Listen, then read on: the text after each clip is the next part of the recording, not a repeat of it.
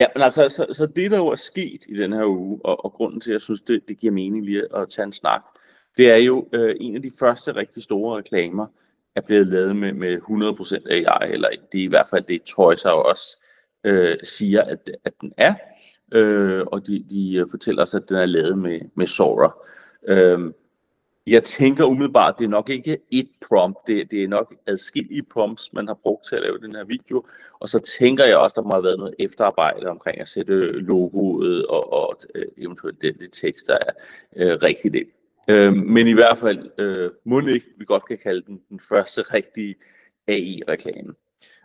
Samtidig har jeg set nogle forskellige modevideoer, som også bruger, kan man sige, AI-mennesker. Altså hvor det virkelig, altså kvaliteten af den video, der er lavet, altså virkelig er flot, og det er interessant.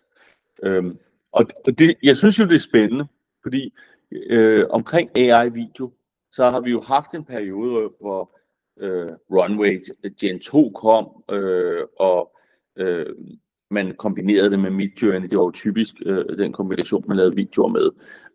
Og vi var alle sammen enige om, at vi er ikke rigtig der, hvor det er slutproduktet, når vi skal lave en reklame. Og så lige pludselig nu, jamen så er vi jo faktisk der, hvor det kan være slutproduktet. Og det synes jeg er spændende. Og så ved jeg, at der er folk, der vil sige, jamen den er ikke særlig fed eller særlig kunstnerisk, den her reklame for Toys R Us, så vi kan godt se det AI.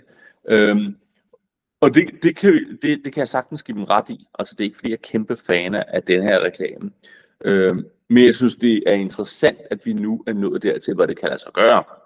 Og der vil være nogen, vil sige, jeg synes den er super fed, andre vil synes den er dårlig. Men jeg synes alligevel, så har man ligesom brudt gennem muren.